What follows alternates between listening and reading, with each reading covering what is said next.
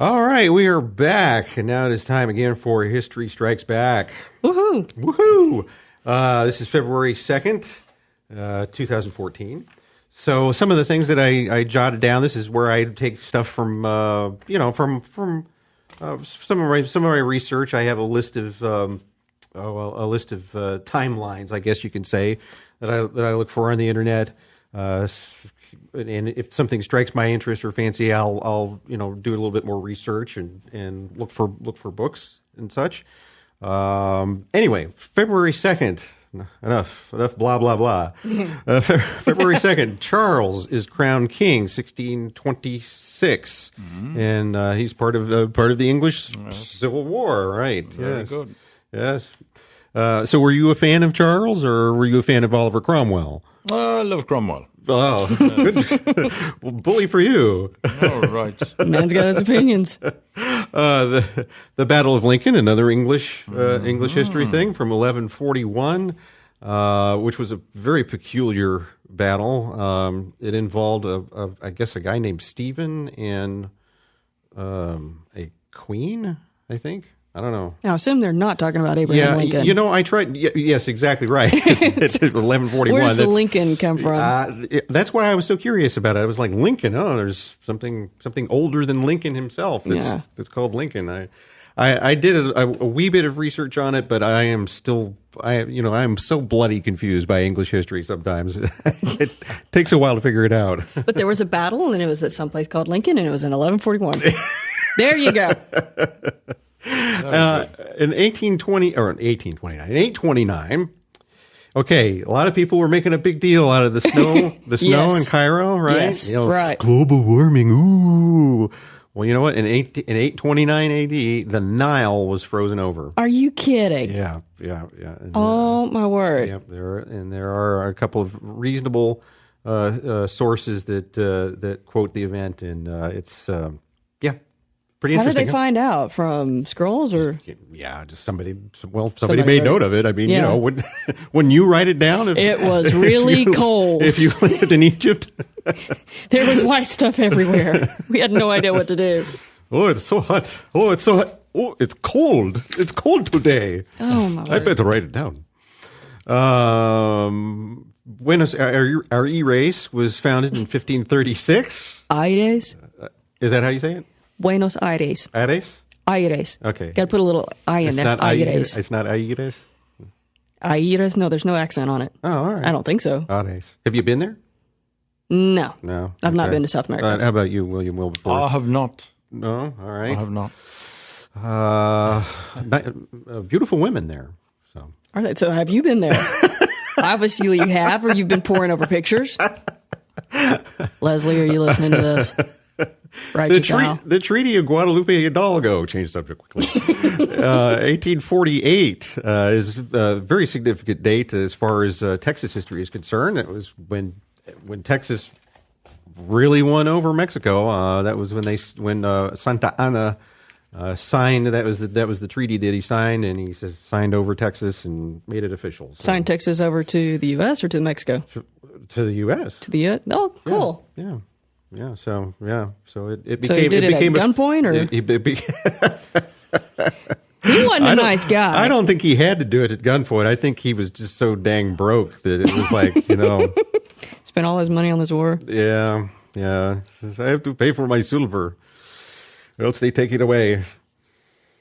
They caught him in his underpants at San Jacinto, right? Yeah, I read that in your revision.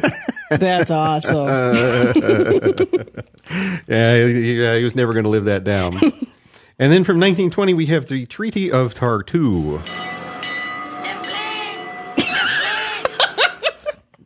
Are you serious? Okay. I don't think that's quite the same thing. It had nothing to do with Hervé Villachez. It was regarding the Ukraine. I believe Tartu is in the Ukraine, and it was when the Ukraine declared more or less declared independence because the Russia or the Soviet Union Russia had turned into the Soviet Union and gone commie, and so some of the other states Right. surrounding Russia were not interested in becoming commie. So that was this is one of the treaties that, that's cool. declared their independence. Yeah, it's like we don't want no part of that. Yeah. Good for them. I'll be very embarrassed if it's not the Ukraine, but Well, that was shortly after World War One. yeah, I didn't write it down. Yes, exactly, and that was one of the reasons why they were hasty to do that sort of thing. So. Yeah, because I remember reading somewhere that right after, in fact, it was that History Is Now magazine that you've got an article in that. Yeah. And their first article in there is about the Freikorps. And right after World War, see, I learned something. Right after World War One, there are a couple of countries started to look at communism and say, hey, this might be a bright idea. And a lot of people were like, no way, no how, Yeah, don't do it. Don't do it. Right. And yeah. Okay, now I'm talking about Germany, not the Ukraine, but yeah, that's a whole different thing. Sure. I'm trying to. You know what? I am baffled. I have my else is new? February 2nd historyorb.com reference in front of me, but I don't have anything circled. Why did I not do that? Because it's your turn to make the mistake. I must have done one of these twice. Then I must have done February 9th twice. Oh, it's February 2nd, Hank. Yeah, I know, but okay. I do these in a pattern. I try to make things easy for myself. Oh, anyway, just making it more difficult, right? Right. All always. right, complicate matters. That's me. Let's complicate matters. Let me think here. Let me see what I've got here. Zorillas, in 1637, February 2nd, Zorillas El Mas Impropio Verdugo para las premieres in Madrid. Need help with that? Did you happen to see that one, Wilberforce? Never did. No? Ever been to Madrid? Never have. And don't care to. So they didn't have that one at the Globe Theater, I guess, huh? Never did. No? All right. So why haven't you been to Madrid? It's such a beautiful place to go. Not my cup of tea. Oh, okay. Actually, I don't think they serve tea over there. They got great tapas. Anyways, moving right along. In 1848, the first shipload of Chinese arrived in San Francisco. Like Chinese food? I mean, what is that? I'm assuming Chinese people?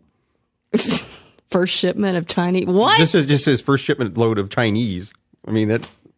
And then. Oh, tacky joke. No tacky joke.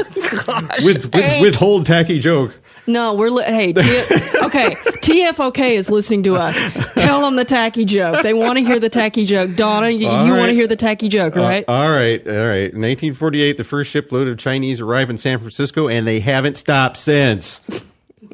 Oh, that's nearly as bad as I thought you were going to do. The first leopard was exhibited in the U.S. in Boston, admission 25 cents in 1802. Oh, cool. Yeah. What else do we have 25 here? cents, huh? That's what it said. Now they scalp you, but In 1887, in Punxsutawney, I'm never able to say it right. In Punxsutawney, Pennsylvania, the first Groundhog Day is observed. what year was that? 1887. Really? Yeah. It's been that long, huh? In 1926, 3 men danced the Charleston for 22 hours. Wow, that's deep. Why? Were they trying to break a record or? Well, I would assume so. I assume it's one of those. They used to have them dancing contests all the time. That's a hard dance to do for any length of time because you're using your legs. Well, I guess so. Yeah, and 3 men.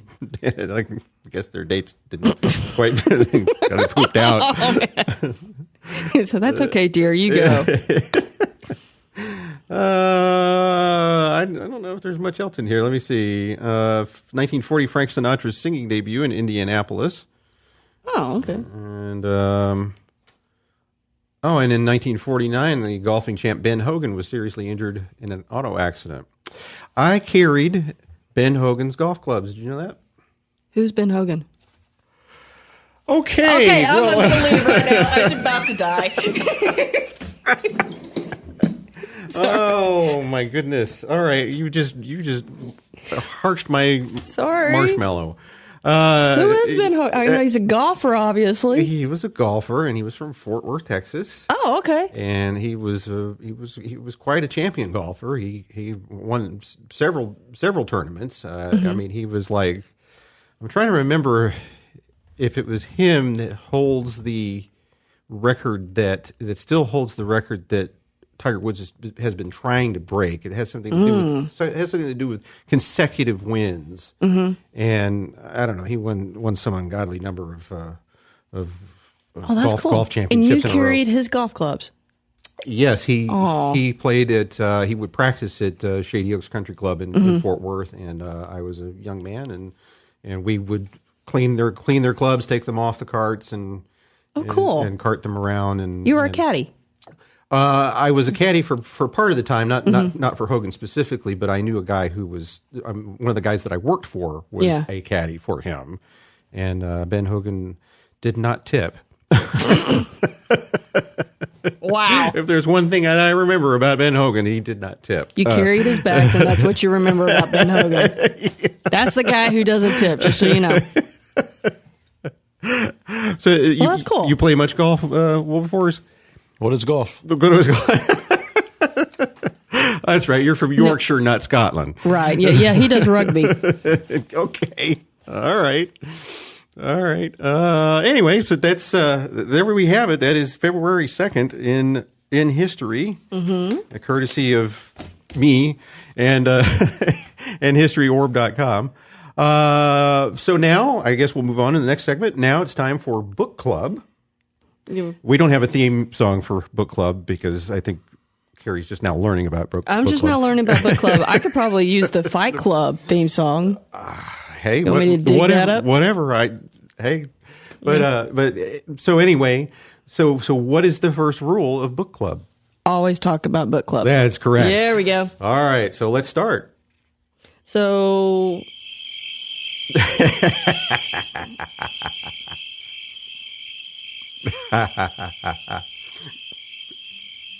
Anyway, go ahead. So, what books are you reading, Hank? Well, I downloaded a book to my Kindle for like $1.25 called Samuel Rawson Gardiner's Oliver Cromwell, Annotated, from 1902. And there's been one reason I wanted to talk about this book is because there's been a revival of sorts regarding Cromwell, the guy left in charge of the aftermath of the English Civil War, and he was pretty much the English Civil War. Okay. And I'd always been interested in him since I was a kid, and I looked into a couple of articles and more things, recent. And he was known as the Lord Protector of the Commonwealth of England. And I've discovered that many of our contemporary historians are trying to make him out to be a power-hungry zealot. Oh, imagine that. All right. So what I did was I downloaded this book from over 100 years ago and documented his life. And I think what some of these new historians are failing to see or explain thoroughly is that Charles, the king, Charles I, had pretty much entrenched himself and really believed that he was king as spokesman for God. Mm-hmm. And he was stubborn also. So that didn't help. It's bad enough when you like being king, right? But then when somebody's like trying to usurp your power, you got to kind of have to. You got to usurp right back. Well, that had been the general practice, but attitudes and philosophies, and particularly in Scotland, had been changing for a couple of centuries already. So, the other issue, of course, was you throw religion into it, and Charles was essentially Catholic, and stuck with that divine right of kings thing, and he wasn't really into liberated thinking, and he consequently lost his head. His thinking was liberated then. Yeah. It's one way to do it. So much for liberated thinking. So anyway, but a lot of these post 1930 scholars that I've read tend to deride Cromwell for this act of revenge. But I think Cromwell was kind of Charles had a pretty powerful army, and as did Cromwell, and I think Cromwell's theory was, well, you got to cut off the head of the snake so that people will stop following this guy. Yeah. And it didn't really do very well for Cromwell, because I think a few years later he was strung up, and his head was at the top of some cathedral, I think, for probably 200 years, until it fell off in a storm. Now we've talked about this before, about in the context of John the Baptist and yes, that whole diatribe. Someday I'll actually do a segment or focus on Oliver Cromwell's head. That'll be fun. Now, the movie Oliver, was it based on the life of this Oliver that you're referring to? Seriously. No. Oliver was a kid. Oh, different one. Okay. Yeah. Well, you're a song and dance person. You know Oliver, right? I just remember a cute little boy and lots of troubled times and people being really mean, and he was really mean, and I don't know, maybe he grew up to be really mean. I don't know. Leave me alone. Wow. Oh, goodness. It was a good movie, though. Well, I won an Academy Award. Yes, exactly. Yeah. All right. Well, it looks as if we'll on that happy note about Oliver Cromwell and Oliver, we'll end this edition of the Not Too Late Show. It's now history. Ladies and gentlemen, especially the ones with the kids, be sure to read to your young kids every night or after school to keep their brains stimulated and their hearts strong. And don't be afraid to read something to them that might be a grade level or two above their current level of maturity. You never know what they might take an interest in. This is Keisha Carson on behalf of the Not Too Late Show. God bless and good night.